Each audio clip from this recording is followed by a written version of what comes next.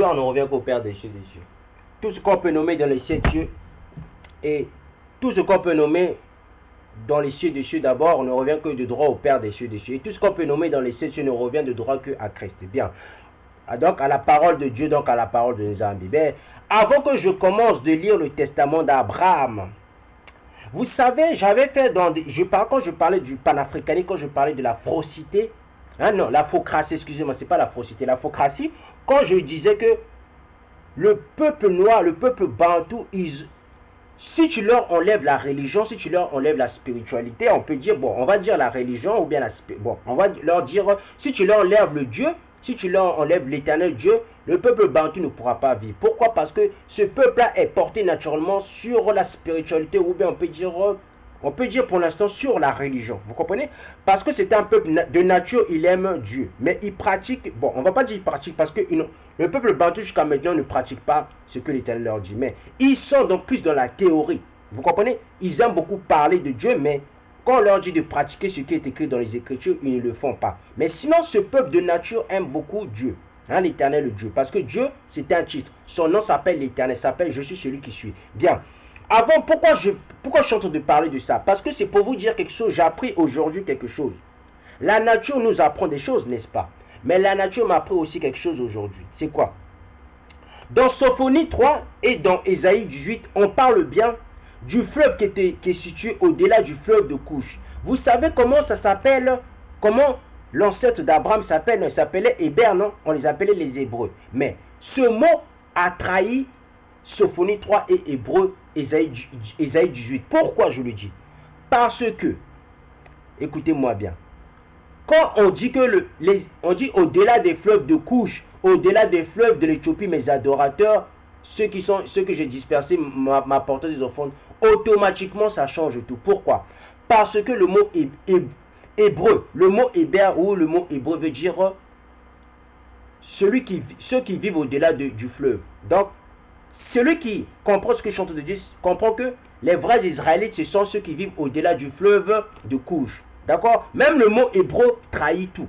Donc, les vrais Israélites, à moins que le peuple bantou, ils sont vraiment fous, les vrais Israélites se trouvent au-delà des fleuves de Couche. Parce que l'hébreu veut dire ceux qui vivent au-delà de Couche. D'accord? Non, ceux qui vivent au-delà du fleuve. Donc, on voit que les vrais Israélites sont noirs. Donc, les vrais Israélites se trouvent au-delà des fleuves de Couche. Bien. Parce que hébreu veut dire ceux qui se trouvent au-delà du fleuve. Bien. Donc, je vais parler du testament d'Abraham. Je commence. Abraham naquit à Suse ou Babylone selon d'autres, peu après la mort du prophète Séla. Il était de la même époque que le puissant Nimrod et sa naissance tomba dans l'année 1081 après le déluge qui survint l'an 2242 après la chute d'Adam. Il fut accueilli par l'ange Gabriel qui l'enveloppa aussitôt dans une robe blanche. La nuit où Abraham naquit, entre la nuit de jeudi et vendredi matin, Nimrod entendit une voix crier dans son rêve. Malheur à ceux qui ne reconnaissent pas le Nzambi d'Abraham. La vérité a vu le jour et les illusions périssent. Il vit aussi en rêve que l'idole qui vénérait était tombée par terre. Le lendemain matin, il parlait de son rêve aux prêtres et magiciens. Personne ne put l'interpréter ou mettre cela sur le compte d'Abraham. Nimrod avait déjà rêvé qu'une étoile éclipsait la lumière du soleil et de la lune. Et ses magiciens l'avaient mis en garde contre un garçon qui menaçait de le priver de son trône et annuler la croyance du peuple en lui. Car Nimrod se faisait vénérer comme une sorte de dieu. Mais en même temps, regardez. Là, on voit que les magiciens connaissaient beaucoup l'astrologie. Pourquoi les magiciens connaissent beaucoup l'astrologie? Parce que pour être un magicien, celui qui connaît l'astrologie, c'est un magicien. Je répète, d'accord? Pourquoi on arrive à bien se comprendre? Celui qui connaît l'astrologie, c'est un magicien. Donc celui qui connaît les mathématiques des astrologues, c'est un magicien. Vous allez me dire pourquoi? Parce que le début de la magie vient de ceux qui connaissent l'astrologie. C'est pour ça dans Ésaïe 40 ou Ésaïe 47 ou 48 ou 49, on dit que toi Édom, donc toi la civilisation gréco-romaine, tu auras beau faire de la magie, ton malheur va arriver. Pourquoi on parle de la magie? Parce que, pourquoi on parle même de l'astrologie dans ces versets-ci? Pourquoi? Parce que pour être un magicien, il faut faire les études des étoiles. D'accord? Moi, je ne connais pas ça. D'accord? Bien, on poursuit. Donc, je disais par la suite. Suite à ce rêve, il avait ordonné de tuer tout nouveau-né à sa naissance. Il crut ne pas avoir besoin de craindre davantage. Par un miracle du ciel, seul Abraham fut épargné parmi les enfants nés dans cette période. Car sa mère était si maigre durant sa grossesse que personne ne s'était douté. Et quand son heure arrivait, elle avait fui dans une cave en dehors de la ville, et mystérieusement délivrée à l'aide de l'ange Gabriel. Abraham resta enfermé 15 mois dans cette cave et sa mère le visita certaines fois pour l'allaiter. Sortant pour la première fois hors de la cave, Abraham vit une magnifique étoile et dit: c'est mon Dieu qui m'a donné le bois et le manger de la cave. Mais aussitôt la pleine lune se leva avec splendeur, dépassant en lumière l'étoile. Alors il dit: ce n'est pas mon Dieu, je vénérerai la lune. Vous comprenez? Vous comprenez pourquoi les êtres humains vénèrent des choses? Vous comprenez pourquoi des êtres humains adorent des choses? C'est par rapport aux circonstances. Bien. C'est pour ça qu'on dit que la Bible témoigne le passé, le présent et le futur d'un peuple et de l'humanité, si on voit bien. D'accord? La Bible, c'est une preuve de la réalité. Donc, tout ce que nous sommes en train de subir, nous pouvons le vérifier dans la Bible. C'est pour ça qu'on dit que la Bible, ce n'est pas parce que quelqu'un vient te ramener la Bible que tu vas automatiquement dire c'est un chrétien. D'accord? Moi, je ne suis pas un chrétien, je suis un spirituel. D'accord? Moi, je respecte les lois. Même si souvent on peut tomber à travers, mais néanmoins, moi, je suis plus dans la spiritualité, je ne suis pas dans la religion. D'accord? Parce que celui qui connaît l'histoire de la religion comprend tout. La religion a été créée pour quoi? La religion a été créée pour se battre pour dire moi je prie le vrai Dieu, moi je prie le vrai Dieu. Écoutez, je ne vais pas rentrer dedans parce que si je rentre dans l'exercice du travail, vous allez comprendre que la religion c'est du n'importe quoi. D'accord? Pour l'instant, là n'est pas le sujet. On va parler, quand je vais parler de la création des mythes, vous allez comprendre qu'est-ce que je veux dire. Bien, on poursuit. Donc je disais par la suite, mais en matinée la lune de plus en plus pâle fondit et le soleil se leva. Il le reconnut comme une divinité jusqu'à ce qu'il disparaisse à l'horizon. Alors il demanda à sa mère: qui est mon Dieu? C'est moi, répondit-elle. Et qui est ton Dieu? Interrogea-t-il ton père. Et qui est le Dieu de mon père? Nimrod. Et qui est le Dieu de Nimrod? Garde silence, dit-elle. Il garda silence et pensa en lui-même: je ne connais aucun Zambi que celui qui a créé le ciel et la terre et tout ce qu'ils ont eu. Quand il fut un peu plus vieux, son père qui était faiseur d'idoles l'envoya les vendre. Qui veut acheter ce qui peut lui faire du mal et qui n'apporte aucun bien, criait Abraham. Et personne n'achetait de lui. Le jour quand tous ses citoyens étaient partis en pèlerinage vers une certaine idole, il fit sembler d'être malade pour rester seul à la maison et détruire 72 idoles qui étaient dans le temple. C'est ainsi qu'il obtient l'appellation honorable d'ami de Nzambi. D'accord? Pour être ami de Dieu, il faut passer des épreuves. Vous comprenez? Moi j'aime beaucoup l'Éternel, d'accord? J'aime beaucoup l'Éternel. Même si je fais souvent des fautes, tout ça, même si j'irai en enfer, même si j'irai au paradis, je vais toujours aimer l'Éternel. Parce que vous ne connaissez pas le lien que j'ai avec l'Éternel. D'accord? Même c'est pas parce que je suis bantou ou pas bantou. Là n'est pas là la question. D'accord? Bien. Bon, je poursuis. Une voix me dit à 2 reprises: Abraham, Abraham, je suis ici, dis-je. Me voici, n'aie pas peur, dit la voix. Je suis le Nzambi puissant avant les anges. Donc, avant les âges. Donc, on dit avant l'éternité. D'accord? Parce que l'éternité va avec les âges. D'accord? Hein? Ça va avec les âges. Maintenant, vous allez me dire: mais comment ça se fait? L'éternel, le Dieu, n'a pas d'âge. L'éternel, Dieu, n'a pas de commencement. Franchement, soyons sérieux. Soyons sérieux, mes frères, mes soeurs. Comment ça se fait, lui qui se dit je suis la vie, peut avoir un commencement? Même celui qui comprend la langue française, celui qui comprend, peu importe les langues qu'il comprend, qu'il peut comprendre. Mais si on lui dit que celui-là c'est la vie, mais comment tu peux dire que la vie a un début, a une fin? Ce n'est pas normal. Si on dit que Dieu c'est la vie, ça veut dire que Dieu n'a pas de commencement, n'a pas de fin, c'est normal. D'accord, je ne vais pas trop expliquer, je ne vais pas rentrer dans les profondeurs des mots, parce que ce que je suis en train de dire, c'est naturel, donc c'est logique, c'est compréhensible. Un être humain normal comprend tout ce que je dis. D'accord? Bien, je poursuis. Donc tous ceux qui disent que comment ça se fait un Dieu ne peut pas avoir de commencement, parce que toi dans ta tête tu as un grave problème spirituel, d'accord? Tu as même un grave problème même de normal, d'accord? De nature tu as un grave problème, bien, parce que celui qui détient la vie ne peut pas avoir de commencement de fin, c'est normal, d'accord? Je poursuis. Je suis ton bouclier et je suis ton aide. Va me chercher un veau de 3 ans, une brebis de 3 ans et un bélier de 3 ans, une colombe et un pigeon et présente-moi un sacrifice pur. Par ce sacrifice je vais te dire les secrets des âges et te déclarer les choses cachées. Tu verras de grandes choses que tu n'as pas jamais vues, car tu m'as cherché aimé, et je t'ai appelé mon ami. Abtiens-toi de nourriture cuite au feu, de boire du vin, et ne te oins pas d'huile pendant 40 jours. Puis présente-moi les sacrifices que je te donne sur une haute montagne, à l'endroit que je te désignerai. Et là je te montrerai les âges créés. Établis et renouvelés par mes paroles, et je te dirai les choses qui vont arriver, et ceux qui ont fait le mal, et ceux qui ont fait justice à la race humaine. J'ai entendu la voix qui me disait ces paroles, regardez de ce côté, mais ne vis aucun souffle d'homme. Je fus terrifié, mes sens me quittèrent et je deviens comme une pierre et tombais par terre. J'avais encore mon visage par terre quand j'ai entendu une voix diverse. Bon, vous voyez que quand il avait entendu la parole, ses sens étaient, comment je peux dire, ses sens étaient troublés. Pourquoi? Parce que les anges ont des sens, d'accord? Celui qui dit qu'un esprit n'a pas de sens, il ne comprend rien du tout. Un ange a des sens, les esprits ont des sens. Mais leur sens à eux, ça n'a rien à voir avec nos sens. Donc, quand un ange s'il vient avec toute sa puissance, il vient nous parler, nos sens seront troublés. Parce que leurs sens à eux sont au-dessus de nos sens. Vous comprenez? Je ne sais pas comment je peux expliquer ça. Bon, j'ai pas trop le temps pour expliquer ça parce que ça va me prendre beaucoup de temps à expliquer cela. Mais vous avez bien compris, non? Cette partie-ci, bon, je poursuis.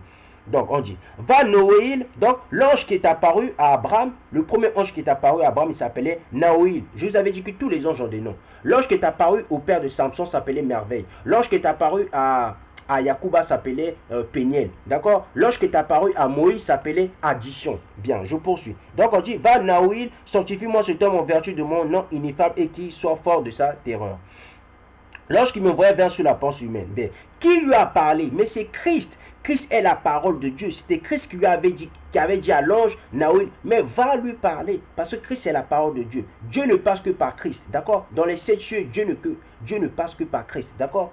Si un archange a eu des paroles de Dieu, ça veut dire qu'il est passé par Christ. Bien, je ne vais pas trop expliquer cela parce que je n'ai pas trop le temps à cela. Bien, je poursuis. Donc on dit, debout l'ami que Nzambi aime et qu'aucune terreur humaine ne retient dans ses griffes. Voici, j'ai été envoyé vers toi pour te fortifier et te bénir dans le nom du Créateur du ciel et de la terre. Le Nzambi qui t'aime, sois fort et viens avec moi le rencontrer en toute vitesse. Je suis, Yaol, ainsi nommé par celui qui secoue ce qui est avec moi dans la 7e étendue au-dessus de l'arche célestielle, en vertu d'un pouvoir du nom ineffable qui réside en moi. Bien. Je suis celui qui est appointé par son nom pour apaiser les créatures angéliques en discorde l'un et l'autre et enseigner ceux qui portent le degré du chant des humains à la 7e heure de la nuit. Donc on voit que à la 7e heure de la nuit, excusez-moi, à la 7e heure de la nuit, il y a des anges qui chantent. Vous allez me dire, qui sont ces anges-là? Ça s'appelle des anges, les étoiles de la nuit. Vous allez me dire, mais qu'est-ce qu'il est en train de dire? Bien sûr, il y a des étoiles de la nuit, d'accord? Il y a des étoiles de la nuit, il y a des étoiles du matin et il y a des étoiles de la nuit. Satan, c'était quoi? Satan, c'était une étoile du matin, n'est-ce pas? Il y a aussi des étoiles de la nuit. Bien. Vous allez me dire, mais qu'est-ce qu'il est en train de dire? On poursuit, d'accord? Bien. Je suis celui qui ordonne de retenir le Léviathan, car les attaques menaçantes de chaque reptile me sont soumis. Je suis celui qui a été commandé de desserrer le Sheol et détruire ceux qui s'émerveillent des choses mortes et fixent la mort. Je suis celui qui a été commandé de mettre le feu à la maison de ton père et le détruire avec lui, car il rend honneur aux choses mortes. D'accord? Donc, on voit que cet ange-là c'est lui qui a fait que le frère de Abana, donc le frère de Abraham était mort. D'accord? C'est cet ange-là. Donc, vous voyez, chaque chose, souvent, de temps en temps, ce sont des anges qui interviennent. Bien. Donc, je poursuis. Je suis maintenant envoyé vers toi pour te bénir la terre que l'être internet que tu as invoqué a préparé pour toi. Pour ta cause, j'ai fait le voyage jusqu'à la terre. Depuis Abraham, sois fort et viens. Réjouis-toi et sois de cœur joyeux. Toi avec moi, pour l'honneur éternel qui a été préparé pour toi par l'être éternel. Viens porter le sacrifice que tu as été commandé. Car voici que je suis appointé avec toi pour le peuple préparé qui naîtra de toi. Avec toi, Makaya te donne sa bénédiction pour l'éternité. Sois fort, viens. Donc, on voit que Makaya Congo, là, ce n'est pas Christ. Ce n'est pas possible. Parce que le Christ, là, vous allez voir.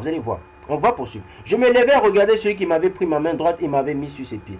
Ses pieds, son corps était comme saphir et sa face comme chrysolite. Donc, on avait vu c'était quoi? Abraham était quoi? C'était une vision. Abraham avait eu une vision. Donc, Abraham avait eu un ange qui avait un corps, qui avait une couleur de saphir et qui avait une couleur de chrysolite. Donc, tous les pasteurs qui disent que les esprits n'ont pas de couleur, vous avez un grave problème de mental, de vérité. Vous avez un grave problème de vérité, d'accord? On poursuit. La chevelure de sa tête comme neige, un bandeau de lin autour de sa tête comme arc-en-ciel. Il portait des robes pourpres, à sa main droite une canne d'or et il me dit. Donc il a vu un ange qui portait même de l'or, tu vois? Il avait même une canne d'or, d'accord? Tous ceux qui disent que les esprits n'ont pas de couleur, franchement, vous êtes vraiment bornés, vous êtes des menteurs, quoi. Franchement, vous êtes des graves menteurs. Bien, on poursuit. Abraham, voici ton servant, dis-je. Ne t'effraie pas ni te fâche à quoi je ressemble ou ce que je dis. Mais viens avec moi, je vais avec toi, dit-il. Tu pourras me voir jusqu'au sacrifice. Mais après le sacrifice, tu ne me verras plus. Sois fort, viens. Nous sommes partis ensemble et pendant 40 jours et 40 nuits, je ne mangeais ni pain ni ne bu d'eau. Car regardez, l'ange était ma nourriture. C'est la même chose que le prophète, c'est la même chose que le patriarche Esdras. Quand Esdras parlait avec l'ange, il ne mangeait pas. Donc sa nourriture, c'était quoi? C'était la parole. Je vous avais déjà dit dans une vidéo que dans le monde spirituel, je ne vous parle pas du monde des âmes. Je vous parle dans le monde spirituel. Dans le monde spirituel, la parole, c'est la nourriture. Vous allez me dire, mais qu'est-ce qu'il est en train de dire? C'est ça, d'accord? À plus forte raison, si ce que je suis en train de dire est en lien même avec le testament d'Abraham. D'accord? On poursuit. Donc tout ce que je dis, c'est toujours vérifiable. D'accord? Je ne suis pas là pour charmer les gens. D'accord? Je poursuis. Car regardez, l'ange était ma nourriture et sa conversation avec moi était mon boire. Arrivé à Horeb. Mais c'est quoi Horeb? Horeb, c'est le mont Sinaï. La glorieuse montagne de Dieu, je dis à l'ange. Donc on dit que le Sinaï, c'est la glorieuse montagne de Dieu. Mais où se trouve le mont Sinaï? Ça se trouve en Afrique. D'accord? Bien. Vous allez me dire ce que vous voulez. Lisez bien le livre des Jubilés. Le chant de l'être éternel, voici, je n'ai aucun sacrifice avec moi. Comment ferai-je ce sacrifice si je ne connais aucun autel sur la montagne? Regarde derrière toi, me dit-il, je regardais derrière moi, voici tous les sacrifices presque nous suivaient. Vos chefs, béliers, colombes et pigeons, et là je me dis, ben, je vais m'arrêter là. Je mets n'importe qui à l'épreuve de venir me dire le contraire. Cette partie de la Bible là, je me pose des questions. Moi, ce que je sais, l'Holocauste ne vient pas de Dieu. Vous allez me dire ce que vous voulez. L'Holocauste, je vais faire une vidéo dessus, d'accord? L'Holocauste ne vient pas de Dieu.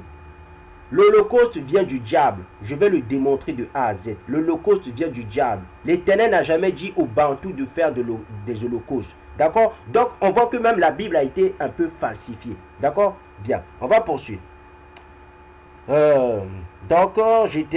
Je disais après, Abraham, je suis ici, dis-je. Tue-les tous et divise les animaux en deux et place chaque morceau en face de sa moitié. Ne divise pas les oiseaux, mais donne-les à ces hommes que je te montrerai, qui se tiendront près de toi, car ils sont l'autel sur la montagne où offrir le sacrifice à l'être éternel.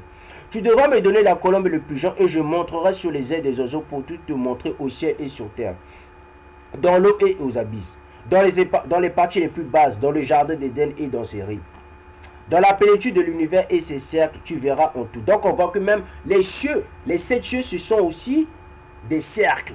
La terre, c'est un cercle, d'accord? La terre, c'est un disque. Lisez bien, moi j'ai fait une vidéo qui parlait des firmaments. La terre, c'est un cercle, c'est un disque. Même dans les apocryphes du testament d'Abraham, la terre, même les cieux, ce sont des cercles. Même le monde spirituel, d'accord? Je ne vous parle pas du monde des âmes. Même le monde spirituel, c'est un cercle, d'accord?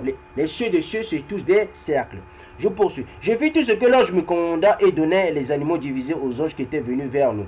Mais l'ange prit les oiseaux et j'attendis l'offrande du soir. Un oiseau impur s'abattit sur les caresses, mais je le repoussai et l'oiseau impur se mit à parler et me dit. Donc vous voyez? Donc, au temps d'Abraham, il y avait les animaux purs et il y avait les animaux impurs. Donc, tout ce qu'ils disent, hein? Tous ceux qui disent qu'on peut manger les aliments impurs, ça veut dire que vous ne connaissez pas l'histoire du passé, d'accord? Même au temps d'Abraham, il y avait des aliments impurs. Les aliments impurs, c'est quoi? Dans les aliments impurs, il y a quoi? Il y a les esprits mauvais. C'est pour ça qu'il ne faut pas manger les aliments impurs, parce qu'il y a des esprits mauvais. Ça n'a rien à voir parce qu'ils sont propres ou ils sont sales. Ça n'a rien à voir, d'accord? Dieu a dit, l'Éternel a dit de ne pas manger les aliments impurs parce qu'il y a des esprits mauvais. Point barre. Celui qui connaît la Bible comprend ce que je suis en train de dire. Bien. Ce n'est pas parce que c'est ça ou c'est propre. Ça n'a rien à voir. Bien, on poursuit. Que fais-tu, Abraham, sur les hauteurs sacrées où personne ne mange ni ne boit, où il n'y a pas de manger pour homme? Toutes ces choses seront consumées par le feu où tu seras brûlé. Quitte l'homme qui est avec toi et fais ton invasion, car si tu persistes, tu seras détruit.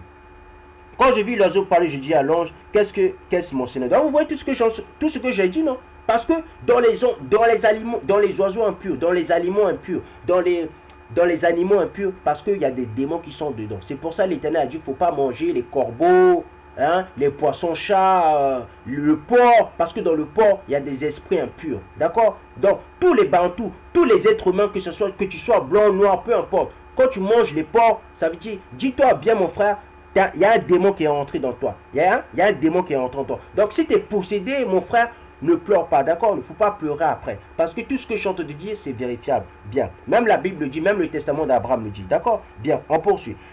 Quand je vis l'oiseau parler, je dis à l'ange, hein?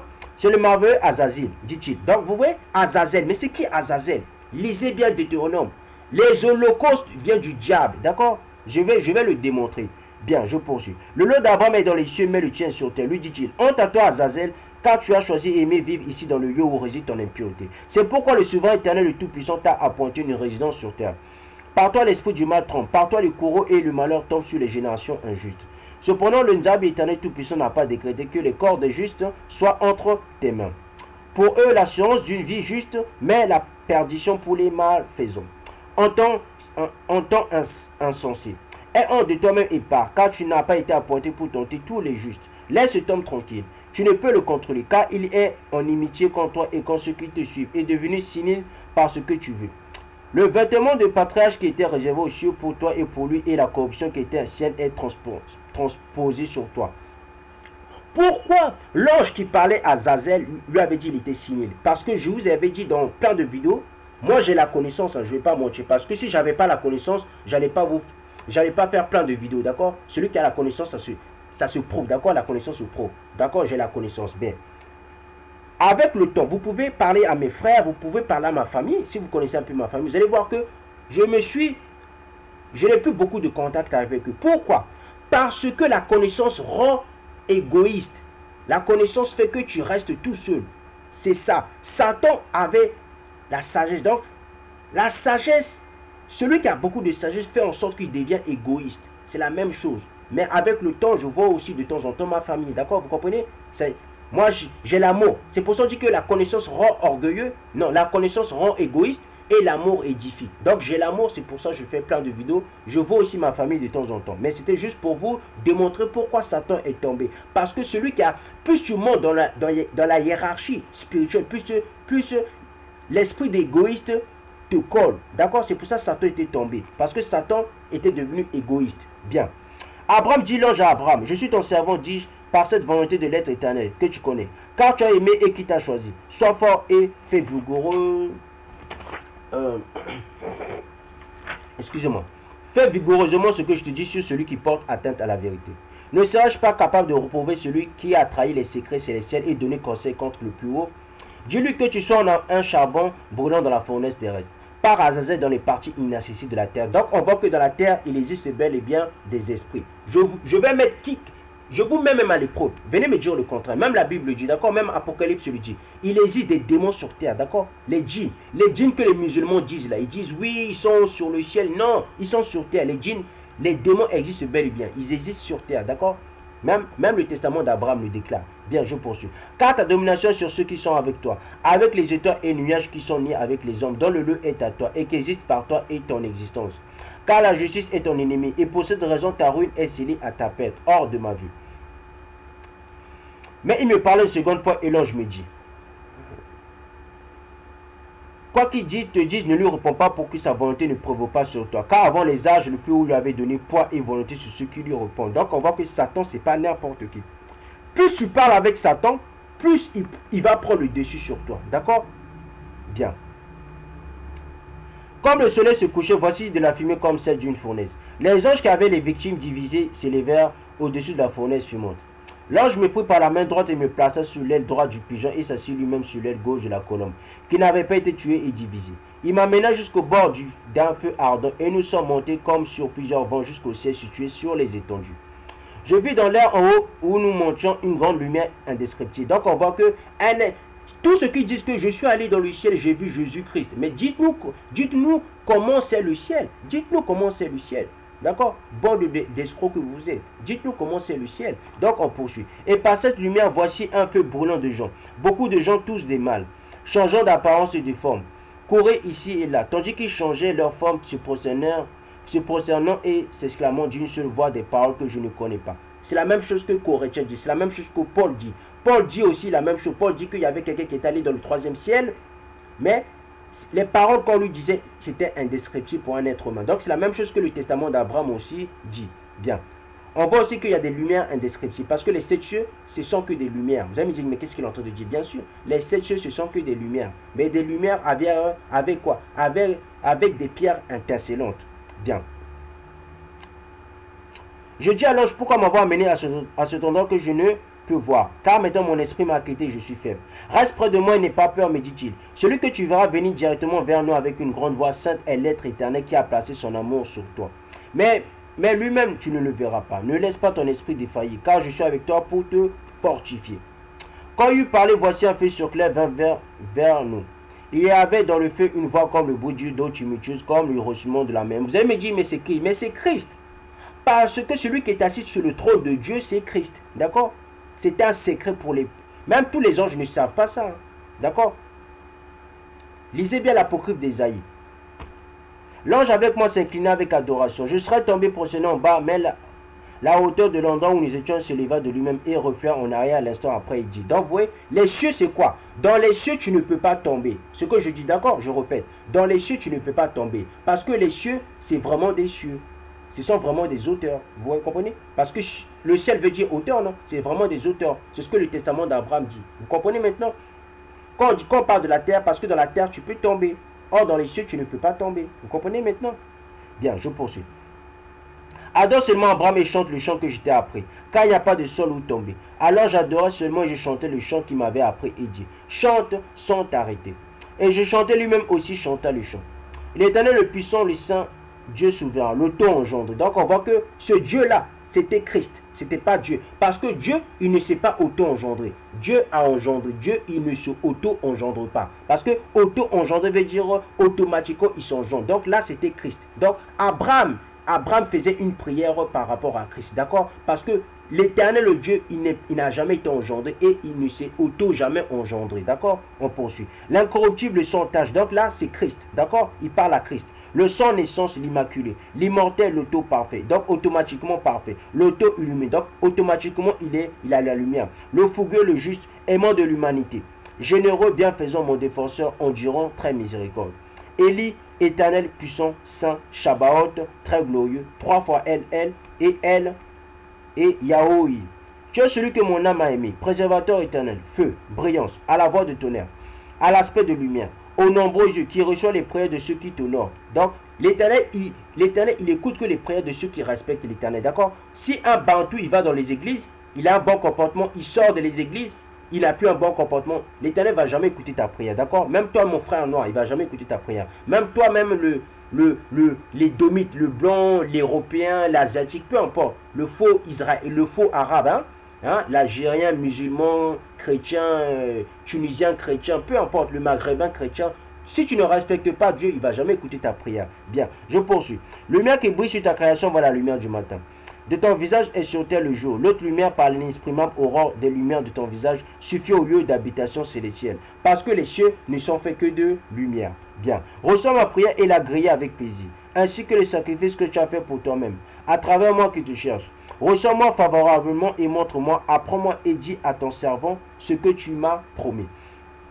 Pendant que je chantais mon chant, les langues de feu de l'étendue s'élevèrent et j'entendis une voix, comme le rugissement de la mer, qui ne cessa malgré la force du ciel, comme le feu montait en flèche en hauteur. Je vis sous le feu un trône de feu, autour une multitude ayant de nombreux yeux chanter le chant. Sur le trône, 4 êtres de feu vivants. Mais qui sont ces 4 êtres de feu vivants? Ce sont des séraphins, merveilleusement bruyants, qui se rassemblaient et ayant 4 faces chacun, une face comme celle d'un lion, l'autre comme celle d'un homme, l'autre comme d'un bœuf, l'autre comme d'un aigle, chacun ayant 4 têtes à leur corps et ainsi 16 faces pour les 4 êtres vivants, et chacun 3 paires d'ailes, une paire à leur épaule, l'autre au côté et l'autre à leur rein. Avec les ailes de leur épaule, ils se couvraient leur visage. Avec les ailes de leurs reins, ils se couvraient leurs pieds. Ils étaient les ailes du centre pour s'envoler en avant. Donc on voit bien que les esprits ont des corps, d'accord? Les esprits ont des corps. On a bien vu que les séraphins ont des têtes de lion, d'aigle. Vous voyez? Donc, s'ils ont des têtes d'aigle, de lion, ça veut dire qu'ils ont des couleurs. D'accord? Tout le monde sait que même les lions ont des couleurs. Les lions, ils ont quelle couleur ici? Ils ont la couleur marron clair, non? Hein? Ou jaune clair. Hein? D'accord? Donc, tout le monde sait que les esprits ont des couleurs. Ce sont les pasteurs qui montent aux gens. Bien, on poursuit. Quand ils eurent terminé de chanter, ils se mirent à se regarder de manière menaçante. Dès que l'ange qui était avec moi les vit se menacer l'un l'autre, il partit se précipiter vers eux pour tourner le visage de chacun des êtres vivants à son opposé, afin qu'ils ne puissent pas voir les autres faces menaçantes. Et il leur apprit le chant de paix qui a sa source dans l'être éternel. Alors que je me tenais seul et regardais, je vis derrière les êtres vivants un chariot avec des roues de feu. Chacune remplie de yeux tout autour et par-dessus les roues était le trône que j'ai vu, couvert de feu. Le feu l'encerclait tout autour et la lumière inexprimable d'une armée fougueuse l'encerclait. J'ai entendu leur voix sans comme la voix d'un seul homme. Donc ces chariots, c'est quoi? Ce sont les Ophanim, les Ophanim, hein? Les Ophanim, ou Ophanim, Ophanim. Et la voix vint du milieu du feu me dit, Abraham, Abraham, je suis ici, dis-je. Regarde maintenant les étendues qui sont en Zambie, sous le firmament sur lesquels tu te tiens, et vois comme il n'y a personne sur aucune étendue que celui que tu as cherché, qui a placé son amour sur toi. Tandis qu'il parlait, voici les étendues partir et dessous moi les cieux sur le septième firmament. Donc on voit que les cieux, ce sont des disques. D'accord? Les sept cieux, ce sont des disques. Sur lesquels je me tenais, je vis un feu qui se déployait, en lumière et rosée, et multitude d'anges. Je vis les êtres vivants et le pouvoir d'une exprimant gloire d'en haut. Mais je ne vis personne là. Je regardais d'en haut d'où je me tenais vers les six étendues, et là je vis une multitude d'esprits angéliques sans corps. Donc, on voit qu'il y a des esprits qui n'ont pas de corps. Vous allez me dire, mais qu'est-ce qu'il est en train de dire? Bien sûr, il y a des esprits qui n'ont pas de corps. Mais qui sont ces esprits? Je pense que c'est l'esprit de sagesse, l'esprit de connaissance, l'esprit d'intuition, l'esprit d'adoration. Je pense que ce sont ces esprits-là qui n'ont pas de corps. Vous allez me dire, mais dans le livre de sagesse et dans le livre de Siracide, on dit que les esprits ont des corps. Bien sûr, la sagesse a un corps, mais pour Abraham, Abraham ne pouvait pas voir son corps. Pour les esprits de l'âme ne peuvent pas voir l'esprit de sagesse, d'accord? Pour voir l'esprit de sagesse, il faut aller dans le monde spirituel. Donc, pour voir les esprits même, les vrais esprits, il faut aller dans le monde spirituel. Donc, pour voir le corps de l'esprit de sagesse, il faut aller dans le monde spirituel. Mais dans le monde des âmes, tu ne peux pas voir le corps de l'esprit de sagesse. Bien, je poursuis. Ce sont ceux qui donnent instruction aux anges du septième firmament des auteurs. Donc, on voit que ces esprits-là, c'est eux qui donnent des ordres chez les archanges, vous voyez, chez tous les anges. Ce sont eux qui donnent des ordres. Vous allez me dire, mais qui sont-ils? Je vous ai déjà dit qui sont-ils, d'accord? Je poursuis. Où j'étais debout. Et voici, il n'y avait pas non plus d'autorité de quelqu'un autre forme à cette étendue, mais seulement les esprits angéliques. Donc, on a vu que dans le septième ciel, on trouve des esprits qui n'ont pas de corps. Bien. Le pouvoir que je vis au septième firmament commanda à la sixième étendue de se retirer. Et je vis alors à la cinquième étendue les autorités des étoiles, et les ordres dont elles sont instruites d'accomplir, et les éléments terrestres qui leur obéissent. Abraham me dit, le puissant éternel, je suis ici, dis-je, regarde en bas ces étoiles qui sont au-dessous de toi. Compte-les et dis-moi combien elles sont. Comment pourrais-je, moi qui suis un homme, d'après le nombre des étoiles de leur force, j'appointerai ainsi tes descendants à une race de peuple, un peuple mis à part pour moi dans mon héritage d'Azazel. Mais c'est qui Azazel? Azazel, c'est Lucifer, d'accord? Donc on dit que chez les nations, donc on dit que ici sur terre, il y a un peuple qui est mis à part pour l'éternel, d'accord? Un bantou ne peut pas se dire chrétien, d'accord? De A à Z, d'accord? En plus, tu connais même pas l'histoire du royaume Congo. Déjà, un bantou ne peut pas se dire chrétien, ça n'existe nulle part. À moins que dans ta tête, tu ne connais pas la spiritualité, d'accord? On poursuit. Puissant éternel, que ton servant parle en ta présence et que ta fureur ne se provoque pas contre ton élu. Voici qu'Azazel m'a ridiculisé avant que tu ne m'aies fait monter. Comment, alors qu'il n'est pas devant toi-même, te places-tu avec lui? Maintenant, regarde l'étendue sous tes pieds, me dit-il. Maintenant, considère comment l'ancien a préfiguré la création par la création de cette étendue, et les choses qui y sont et ont préparé l'âge d'après cela. Je regardais l'étendue à mes pieds et je vis dessus ce qui était au troisième ciel, la terre et ses fruits, les choses qui s'y meuvent, les choses qui en soufflent, la force de ses hommes et son esprit impur, donc ses pensées impures, sa justice et le commencement de ses travaux. Les plus basses parties et en est la destruction, les abysses et ses tourments. J'y vis la mer et ses îles, les troupeaux de ses poissons, le Léviathan et son domaine, son lit, ses cavernes et le monde qui s'étend au-dessus de lui, ses ondulations et les destructions qui causent dans le monde. J'y vis les rivières, leur montée et leur parcours. Et là, je vis le jardin d'Éden et ses fruits, la source des rivières qui en sortent, ses bosquets et leurs fleurs, et ceux qui font le bien. J'y vis leur substance de paix. J'y vis un afflux de bœufs, hommes, femmes et enfants. La moitié d'eux à la droite de la Seine et la moitié d'eux à la gauche de la Seine. Et je dis, bien, et je dis, puissant éternel, quelle est cette scène de création?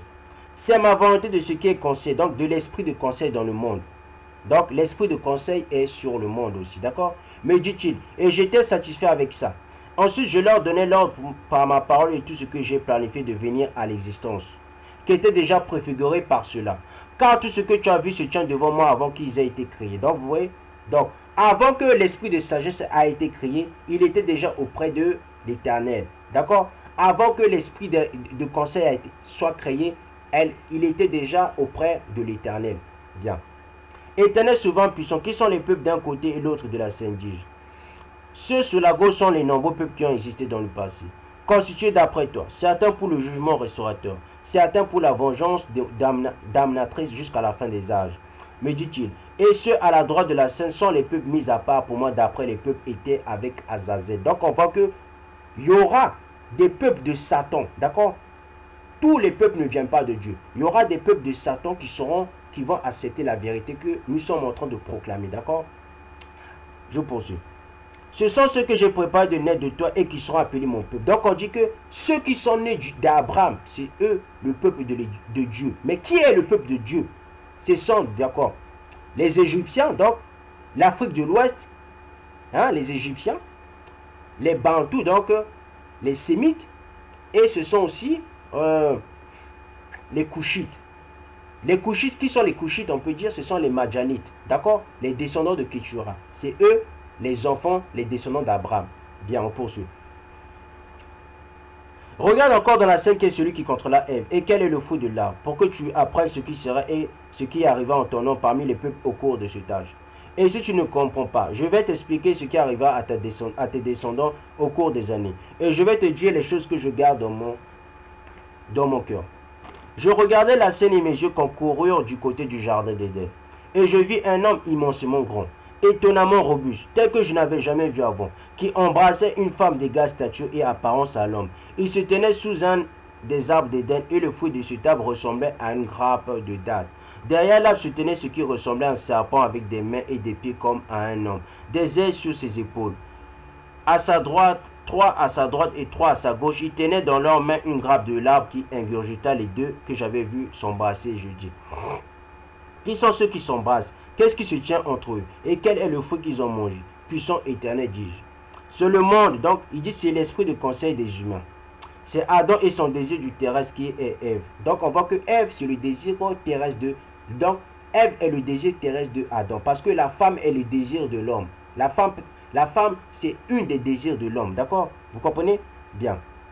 Dit-il. Et ce qui est entre eux est la mauvaise voie qu'ils ont entamée vers la perdition. Et c'est-à-dire Azazel.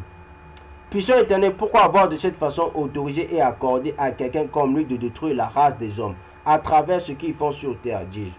Écoute Abraham, je hais ceux qui désirent le mal à cause de ce qu'ils font. Je lui ai accordé sur eux la domination d'être aimé d'eux, me dit-il. Puissant éternel, pourquoi as-tu voulu que les hommes aient le désir du mal dans leur cœur, répondis-je, alors que tu as en colère d'avoir toi-même voulu qu'un homme aille après les choses qui n'ont aucune valeur dans ton monde. C'est comme une injure aux nations pour ta cause, car pour la cause des peuples de ta race se mettent à part d'après toi, donc tu verras les souffrants dans la scène. Je te dirai ce qui t'arrivera et ce qui surviendra dans les derniers jours. Me dit-il, maintenant regarde toi-même la scène. Donc on dit qu'il y a un peuple à part mis pour l'éternel, d'accord? Ceux qui descendent d'Abraham, c'est un peuple mis à part pour l'éternel. C'est pour ça que nous les Bantous, nous souffrons, parce que nous sommes un peuple mis à part pour l'éternel. C'est pour ça les Égyptiens aussi, les Couchites souffrent aussi, parce que c'est aussi un peuple aussi pour l'éternel. Bien, néanmoins, c'est plus nous les Bantous qui souffrons plus. Bien. Je regardais et vis les choses qui étaient devant moi dans la création. Je vis ce qui ressemblait à Adam et Ava avec lui, et avec eux le malin ennemi. Caïn qui faisait le mal à travers l'ennemi, l'assassinat d'Abel, la destruction que le malfaisant apportait et lui donna. J'y vis la fornication ceux qui ont la convoitise, combien démoniaques, et combien ils sont fervents, et le fait de leur corruption dans les plus basses parties de la terre. J'y vis les voleurs et ceux qui sont impliqués, comment ils s'y prennent et leur attribution par la justice du grand jugement. J'y vis des hommes nus avec leurs fonds l'un contre l'autre, leur honte et passion de l'un pour l'autre, et leur attribution. J'ai vu le désir et dans ses mains la source de toutes sortes de crimes. Ces silences forcés, ces ordures données à la destruction. J'ai vu ce qui ressemblait à l'idole de jalousie, comme l'une des images de bois gravées que mon père faisait de l'étang Saint-Sion, et devant un homme qui la vénérait. Devant lui un autel avec un jeune homme massacré dessus, devant l'idole, et je lui dis. Donc, vous comprenez? Donc, Abraham a vu le Jésus-Christ blanc. D'accord, je répète. Abraham avait vu le Jésus-Christ blanc. Abraham a vu que c'est à cause de ce Jésus-Christ blanc. Donc, c'est à cause de cette image de ce Jésus-Christ blanc que l'Éternel a rejeté son peuple. Vous comprenez? Je poursuis. Quelle est cette idole? Quel est cet autel? Qui est la victime? Qui est ce qui le sacrifie? Et quel est le temple que je vois si bellement construit, saboté comme ta gloire sous le trône? Écoute Abraham, ce temple est l'autel que tu as vu et l'habile artisan sont à l'idée de la sainteté de mon glorieux nom, en qui se réjouissent tous les hommes de prière, les prophètes et les rois qui se portent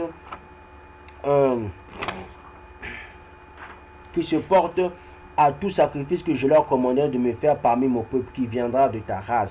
Donc on parle de ta race. Donc le peuple bantou c'est une race. D'accord? C'est une nation. C'est un peuple mis à part de l'Éternel. Dit-il, mais l'idole que tu as vue est ma colère par laquelle mon peuple qui viendra de toi va me provoquer. Donc nous avons provoqué l'Éternel à cause de l'image de ce Jésus-Christ blanc. D'accord? Ce Jésus-Christ blanc a fait que nous sommes tombés. L'homme que tu as vu faire l'offrande, c'est celui qui me provoquera par des sacrifices assassins. Témoignage pour moi au jugement de la fin, depuis le commencement de la création même. Puissant Éternel, dis-je, pourquoi as-tu commandé que ce soit comme ça? Ne peux-tu pas détourner cette preuve par laquelle tu établiras qu'il en est ainsi pour la déclaration de l'argument? Écoute, Abana, accepte ce que je te dis. Donne-moi une réponse à ce que je vais te demander. Ton père t'ira. Pourquoi ne prêtait-il aucune attention à ce que tu disais pour se faire de l'idolâtrie démoniaque avant que toute sa maison périsse avec lui, me dit-il. Très éternel, pour la seule raison qu'il ne voulait pas m'écouter, dis-je, mais je n'ai pas fait ce qu'il a fait. Écoute, Abraham, la lumière, donc l'esprit de conseil, qui était dans ton père comme ta lumière, donc l'esprit de conseil, en toi est la lumière dans l'esprit de conseil de ma volonté en moi. Dit-il, préparez d'avance pour les jours à venir que tu ne peux connaître, ni voir de tes propres yeux ce qui arrivera en eux. Et qui sont pour tes descendants, regarde la scène. Je regardais, je vis, et voici la scène commença à bouger. Dans sa gauche, un peuple barbare courut et pilla ceux de la droite, hommes, femmes et enfants. Certains furent tués, certains emprisonnés. Je les vis courir vers eux durant 4 générations. Donc, et ils mirent le feu au temple et pillèrent les choses saintes qui s'y trouvèrent. Et je dis, donc, Abraham a vu les 400 ans d'esclavage du peuple bantou. D'accord? Même le testament d'Abraham le prouve. Bien. Donc, les vrais Israélites ont fait 400 ans d'esclavage. Tout le monde sait que eux qui se disent Israélites n'ont jamais fait 400 ans d'esclavage. D'accord? Tout leur trahit. Tout leur trahit. Même le mot hébreu même. Hébreu leur trahit. Même le mot hébreu leur trahit. Je poursuis. Éternel, voici les ordres d'idolâtres pillent le peuple que tu m'as attribué. Ils ont tué et certains sont gardés pour aller en exil. Ils ont mis le feu au top, ils volent les ouvrages qui s'y trouvent. Puissant Éternel, si c'est aussi ainsi, pourquoi avoir attristé mon cœur? Et pourquoi cela doit être ainsi? Écoute Abraham, tout ce que tu as vu doit être. Tes descendants provoqueront ma colère avec le meurtre et l'idole que tu as vu dans la scène, comme tu as vu l'idole de jalousie dans le temple d'Ichi. Donc on voit que l'idole qui a fait que l'Éternel a rejeté son peuple, c'est ce Jésus-Christ blanc. C'est ce Jésus-Christ blanc qui a fait que le peuple bantou est devenu des animaux. Vous comprenez? On poursuit. Puissant Éternel, que le mal des injustes trépasse. Ordonne des châtiments pour eux, dis-je. Montre-moi les actes justes de ceux-là, car tu peux faire cela. La période des justes viendra en premier par la sainteté des rois, ceux qui sont intègres. Je jugerai ceux que j'ai créés pour dominer sur eux en premier. Car c'est par eux que les hommes prendront soin d'eux-mêmes. Comme je t'ai dit et que tu as vu, me dit-il. Saint et puissant par ta force. Fais grâce à ma prière et reprends ce que demande ton bien-aimé. Est-ce que ce que j'ai vu d'eux durera longtemps, dis-je. Il me montra un grand groupement de son peuple immédiat. Ils vont me provoquer sur 4 générations comme tu as vu. Je ferai bénir sur eux la rétribution pour ce qu'ils font jusqu'à la 4e génération. 100 ans et 1 heure d'âge de garde dans l'oppression parmi les idolâtres. Et leur est pour leur grâce au milieu même des reproches des idolâtres. Donc, nous sommes allés 400 ans d'esclavage parce que nous avons accepté ce Jésus-Christ blanc. C'est pas moi qui le dis, c'est le testament d'Abraham qui le dit, d'accord? On poursuit. Éternel, combien dure 1 heure de l'âge, dit-il. Dis-je, je l'ai déterminé dans les 12 ans de garde, de ce tâche impie parmi les idolâtres. Tout ce que tu as vu viendra directement sur tes descendants, jusqu'à la fin du temps, dit-il. Maintenant, fais le calcul de tes mesures, examine la scène. Je vis un homme sorti de la gauche, du côté des idolâtres. Une grande foule de peuples, hommes, femmes et enfants, sortis du côté des idolâtres et ils l'honorèrent. Donc on voit que toutes les nations qui n'ont rien à voir avec le peuple bantou, c'est tous des idolâtres. D'accord? C'est pas moi qui le dis. C'est ce que Christ dit. C'est ce que l'Éternel dit. L'Éternel Dieu dit que tous ceux qui n'ont rien à voir avec le peuple bantou, c'est tous des idolâtres. Vous comprenez pourquoi dans les religions, ils aiment beaucoup mettre, comment je peux dire, des idoles, quoi, des images taillées, parce que c'est tous des idolâtres. Toutes les religions, je dis, hein, toutes les religions, c'est tous des idolâtres. D'accord? On poursuit. Je poursuis. Et tandis que je regardais, certains d'eux sortis de la droite se moquer de cet homme et d'autres l'attaquèrent. Mais certains d'eux l'honoraient, je le vis honorer. Azazel courut et honora. Mais après avoir embrassé sa femme, il s'en détourna et se tint par derrière. Je dis, bien, je prends, excusez-moi. Et je dis, puissant éternel, qui est l'homme qui est moqué et attaqué, honoré par les idolâtres et Azazel, dis-je. Écoute Abraham, l'homme que tu vois moqué, attaqué et encore honoré est le repris du peuple des idolâtres qui sortira de toi dans les derniers jours. Donc on dit que Christ est sorti des Bantous, donc Christ est sorti d'Israël. Dans la deuxième année de l'âge impie, me répondit-il, mais dans la deuxième année de la fin de mon âge, je relèverai cet homme que tu as vu parmi tes descendants pour mon peuple. Et tous l'imiteront et comprendront être appelés par moi et changeront leur pensée, leur esprit de conseil. Ce que tu as vu sortir du côté gauche de la scène pour l'honorer, cela signifie que de nombreux idolâtres vont croire en lui. Et comme tu as vu tes descendants du côté droit, ils vont se moquer de lui et l'attaquer. Et certains vont l'honorer, parmi eux beaucoup trouvant en lui une pierre d'achoppement, seront éloignés par lui. Et à la deuxième heure de la fin, il mettra à l'épreuve ceux de tes descendants qui le respectent afin de raccourcir l'âge impie. Mais qui sont les descendants qu'il est en train de mettre à l'épreuve? Ce sont les 144 000. Les 144 000 sont là pour raccourcir le temps. D'accord? C'est pour ça que l'histoire de la Bible, ça appartient un peu. Parce que grâce à ce peuple va raccourcir le temps de la fin. D'accord? Quand un Bantou dit je suis un chrétien, ça veut dire franchement, ce Bantou-là, il n'est pas vraiment spirituel. Bien, d'accord? On poursuit. Mon jugement s'accomplira par des descendants sur les 100 lois. Idolâtres avant que la nouvelle croissance de l'âge juste commence à se montrer par le peuple mis pour moi à part. En ce jour, sur toutes les créatures de la terre, j'apporterai 10 plaies de malheur, maladie et plaintes amères d'âme. J'apporterai tout cela sur les générations d'hommes sur terre à cause de leur façon de vivre dans le péché, par lequel il provoquera ma colère. Les ceux qui seront épargnés parmi tes descendants sont les justes, aux noms scellés sous ma garde. Donc on dit que ce sont les 144 000 qui sont scellés, d'accord? Qui s'empressent à la gloire de mon nom, jusqu'au lieu préparé d'avance pour eux que tu as vu dévaster sur la scène. Dont là juste ils vivront par des sacrifices établis et des offrandes de justice et de vérité, et ils se rejoindront en moi à toujours. Bien. Je me retrouvais sur terre pendant qu'il parlait et je dis, Éternel, je ne suis plus dans la gloire où j'étais au-dessus, et je ne comprends pas ce que mon âme désire comprendre avec cœur. Je dirai ce que ton cœur désire, me dit-il. Tu désires voir les 10 plaies que j'ai préparées contre les idolâtres et celles que j'ai préparées après l'écoulement de la deuxième heure sur terre. Écoute ce que je vais révéler. La première sera une grande détresse par le manque. En deuxième, la mise en flamme des villes. En troisième, la destruction du bétail par maladie. En quatrième, la famille du monde par leur génération. En cinquième, la destruction parmi les dirigeants par les ravages de tremblements de terre et d'épée. En sixième, les déluges de grêle et de neige. En septième, les animaux sauvages seront leur tombe. En sixième, famine et maladie. En neuvième, rétribution par l'épée et frappe de terreur. En dixième, tonnerre et tremblement de terre pour la destruction. Après, je sonnerai alors la trompette à partir de l'air. J'enverrai mon élu. Qui est son élu? C'est Christ. Avec lui une égale mesure. Donc Christ et Dieu, ce sont des égaux. De tous mes pouvoirs pour qu'il convoque mon peuple méprisé par les idolâtres. Donc on voit que les vrais Israélites sont méprisés. Méprisé veut dire c'est un peuple qui n'est pas respecté. Qui n'est pas respecté? C'est nous le peuple bantou et ce sont aussi tous les peuples noirs qui n'est pas respecté, hormis les Tutsis. Les Tutsis sont respectés ici. Donc on voit que les vrais Israélites sont méprisés. Je poursuis. Je mettrai au feu ceux qui les ont injuriés et qui avaient supériorité sur eux dans l'âge. Donc on voit que les vrais Israélites sont les plus bas de la terre. Je vais faire la deuxième partie. Donc tous